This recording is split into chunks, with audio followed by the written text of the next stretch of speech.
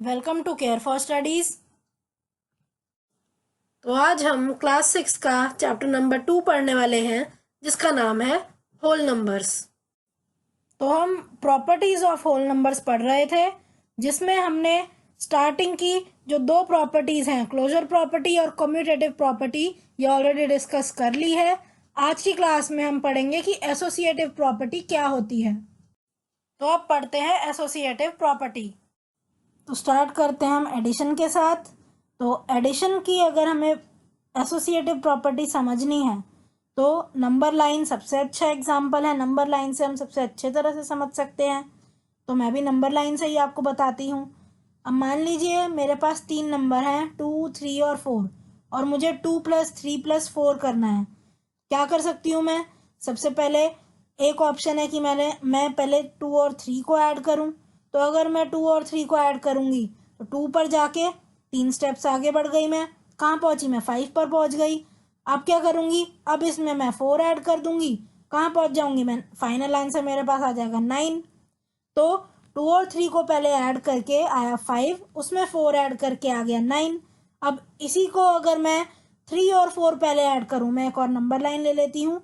अब मैं पहले 3 और 4 ऐड करूँगी, उसके बाद उसमें 2 ऐड करूँगी। तो कैसे कर सकती हूँ? मैं 3 पर जाऊँगी, 4 स्टेप में आगे गई तो पहुँच गई 7 पे। अब मैं इसमें 2 ऐड कर रही हूँ। कहाँ आई मैं? नंबर लाइन में फिर से 9 पर ही आ गई। तो इसका मतलब चाहे मैं पहले 2 और 3 को ऐड करूं, उसके बाद आंसर में 4 ऐड करूं, चाहे मैं पहले 3 और 4 ऐड करूं और उसके आंसर में 2 ऐड करूं, आंसर सेम ही आएगा। मेरे कहने का मतलब है 2 + 3, उसमें अगर मैं 4 ऐड करती हूँ तो वो बराबर आएगा 3 और 4 के एडिशन में अगर मैं 2 ऐड कर रही हूँ उसके। तो ये जो दोनों चीज़ हैं दोनों ही बराबर हैं, मतलब ऑर्डर यहाँ पे मायने नहीं रखता, मैं किसी भी ऑर्डर में एडिशन कर सकती हूँ। तो यही जो प्रॉपर्टी है इसी को बोला जाता है एसोसिएटिव प्रॉपर्टी ऑफ एडिशन। तो अब हम पढ़ते हैं एसोसिएटिव प्रॉपर्टी फॉर मल्टीप्लिकेशन।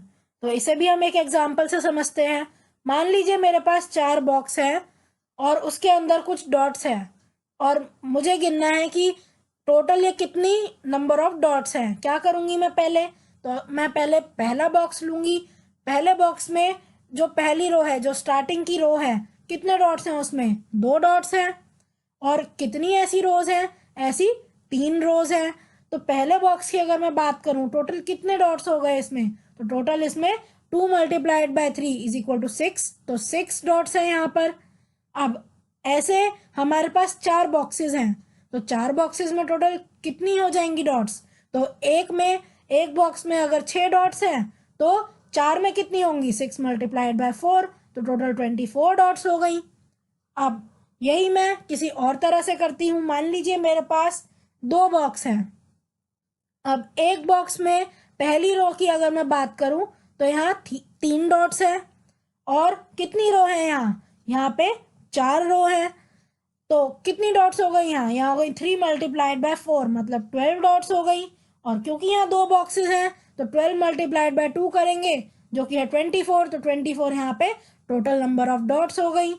तो हमने यहाँ क्या देखा? हमने देखा कि अगर मैं पहले 2 × 3 करती हूँ और फिर उसको मल्टीप्लाई करती हूँ 4 से, तब आंसर सेम आ रहा है जो मैं पहले 3 और 4 को मल्टीप्लाई करके बाद में उसमें अगर 2 मल्टीप्लाई करती हूँ तब जो आंसर आएगा उसके साथ ये बिल्कुल मैच कर रहा है।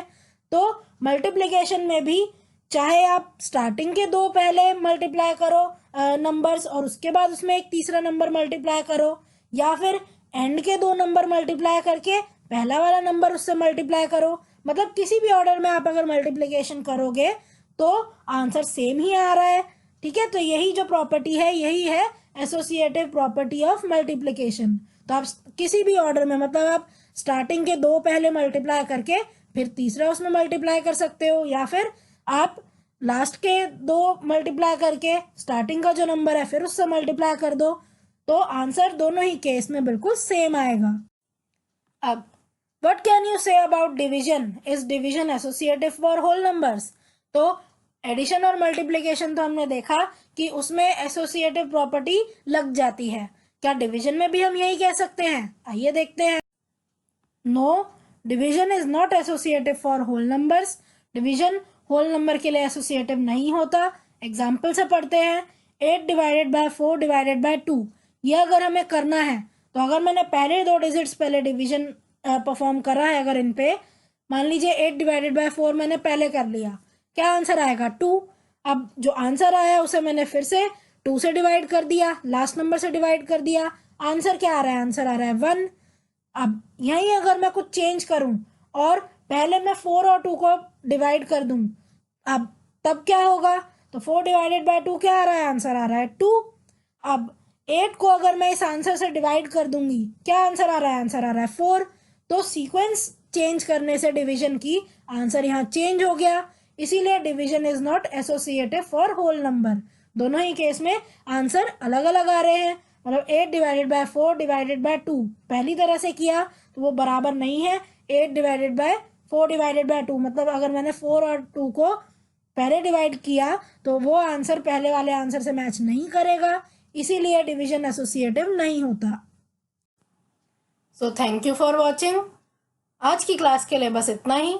अगर आपको ये वीडियो पसंद आई हो तो इसे लाइक करें, इसे शेयर करें और हमारे चैनल को सब्सक्राइब करें and hit the bell icon, जिससे हम जब भी एक नई वीडियो डालें तो उसका नोटिफिकेशन आप तक सबसे पहले पहुंचे। Thank you.